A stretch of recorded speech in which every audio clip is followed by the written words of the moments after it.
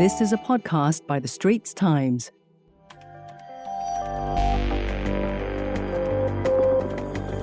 Hello, I'm Andre Yeo, Deputy News Editor for The Straits Times. And I'm Jessie Lim, a journalist with The Straits Times. You're listening to the second episode in a new podcast series by The Straits Times called Stop Scams. Since 2016, victims have lost about $1 billion to scams.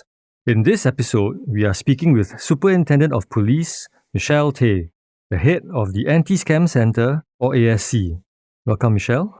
Hi. So maybe you can tell us more about what the ASC does and what you all do to prevent scams from happening. Okay, just a brief introduction. The ASC was actually set up in June 2019, is to consolidate and focus scam fighting efforts across the entire Singapore police force. Actually, the thinking behind the formation of ASC is that previously there were, for example, productions orders sent to the bank to freeze bank accounts, but they're all sent out individually by the respective police investigation units.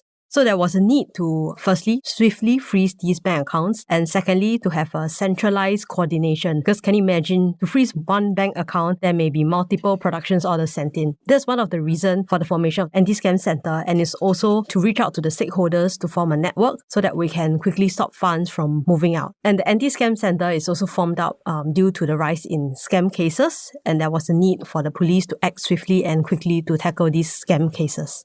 So Michelle, thank you so much for joining us today. And you mentioned how job scams are on the rise and they were the number one concern for the police. Why would you say so? COVID has brought about much uncertainty and job insecurity, which may have caused the rise in job scams. We believe that the victims are typically lured by the convenience of relatively easy job roles and high commission. The convenience of earning easy money also remain very, very attractive, whether it's through the fake investment sites or fake job scam apps.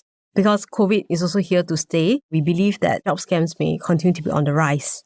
Okay, just now you also mentioned that, there's so many stakeholders involved when a report comes in, right? Can you talk us through the process? What happens when a member of the public calls the police to lodge a report about a scam? First, notify the bank to stop any further transfers, and next, immediately go to the neighbourhood police centre or lodge a police report online. In the report lodging, it's very important that you come with information such as how you get acquainted with the scammer, transaction details such as the amount transferred, date and time of the transaction, beneficiary accounts which you make the transfer into, and how the transaction was made, such as whether it's through PayNow, PayLah or iBanking transfer. Okay, so Michelle, what should someone do when they think that they have been a victim of a scam?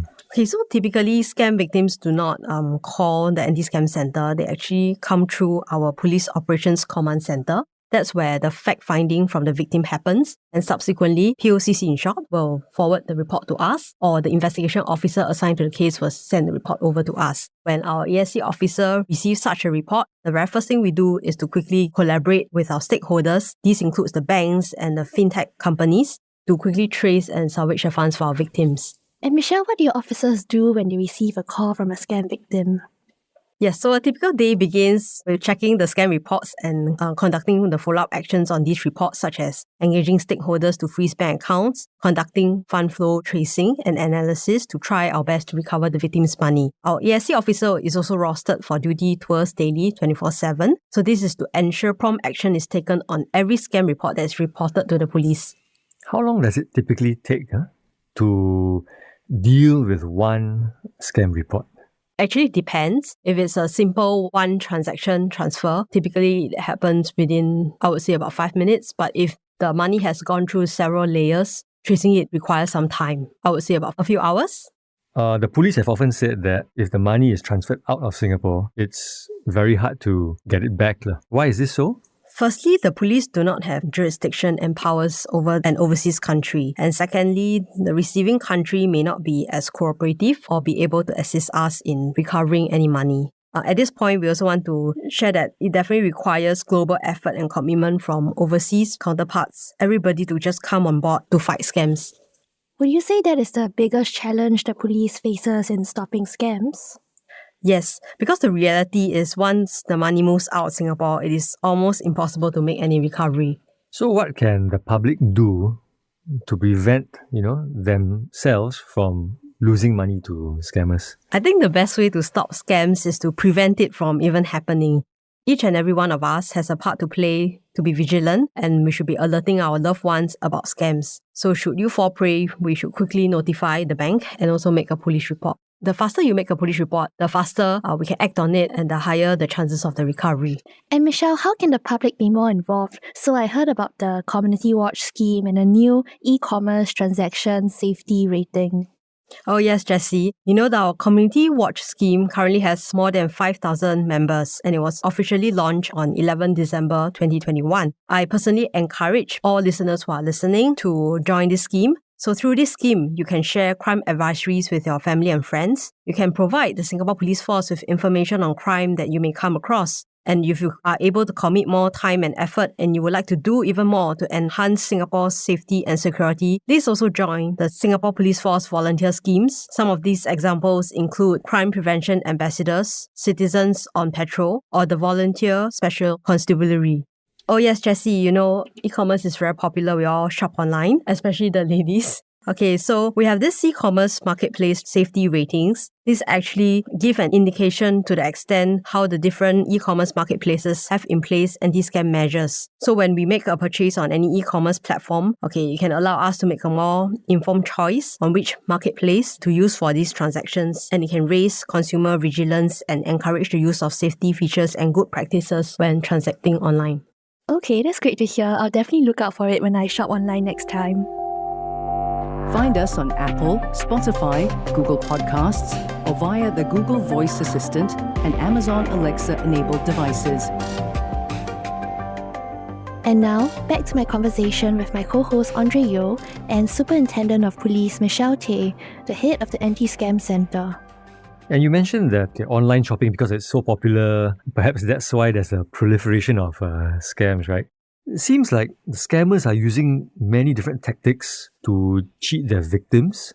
They seem to be mixing and matching scam variants. And one of the more well-known ones seems to be pig butchering. Perhaps you can explain what it means and how it works. Okay, Andre, pig butchering is actually a mixed variant of love scam as well as investment scam. So these victims, typically in the cases that we see, mostly females, they fall in love with someone online. And in most cases, they don't actually get to meet them. At most, they do a video call. And they'll be then introduced to investment opportunities by their love interest, which promises high returns. So after putting in deposits, they will subsequently fail to withdraw their capital as well as any returns at all. Then the love interest just disappears and that's when they realize they've been scammed. Interestingly, not all love interest disappears. Some of them still linger on in the life of the victims. This is to get them to pump in more money and more money into the schemes. So the love is still there. The victims will continue to pump in more money. Okay, so Michelle, what trends has the Anti-Scam Centre noticed recently? You know, Andre, scammers just want our money. So they are also trying to move the money across as many layers and out of the country eventually. So what we will also notice is that the movement of the stolen money has also evolved. So previously, we've seen them move from bank account to bank account, and increasingly, they are using corporate accounts registered to a shell company, using e-wallets, and then also converting them to crypto, and finally moving them out of Singapore.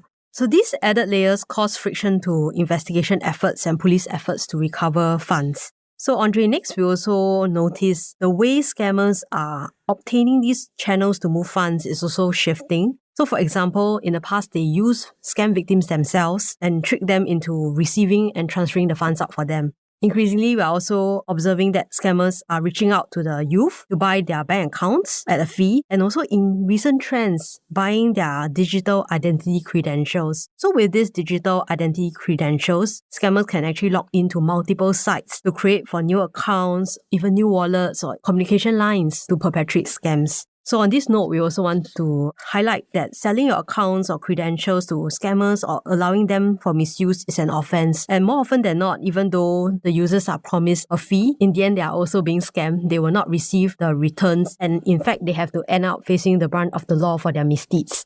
That's very worrying to hear that teenagers are doing this. How much are they typically offered to sell their bank accounts? From the cases that we've seen, per bank account, maybe about 500, and for credential, it can go as high to about 2,000. And how do the scammers recruit these youths in the first place? Over a variety of platforms, such as online platforms. As the head of the Anti-Scam Center, what has your personal experience with scams been? Have scammers contacted you? How did they do it and what did they promise you? Oh, that's a very interesting question, Andre. Also, I recall, I think in my early days in the police force, my mom actually received a kidnap call from a scammer claiming that I had been kidnapped. So what my mom did that time was to quickly end the call, hang up, and she quickly called me to firstly check where am I and also to alert me of this. So thankfully, she is vigilant to end the call, and it's definitely, when you suspect it's a scam call, perfectly fine to hang up on the scammer. Do not continue the conversation and do not make any transfers into any bank accounts that they are giving you. So in recent times, I've also been receiving SMSs asking me to join this investment group or added into chat groups with investment with good returns. These are definitely very, very dubious, and quickly exit the group and report in the channel that you are receiving it and block the number. Do not download any fraudulent apps through any link that they send you. So from these experiences, scam has been around since donkey years ago, even to date, and it's definitely going to stay. So our hope is that every listener or every Singaporean is really acquainted with the scam types and be very, very alert to detect and to not even fall prey for all these scams. So if you fall prey, do not be worried or afraid. Quickly come forward, notify your bank, and lodge a police report. We are here to help.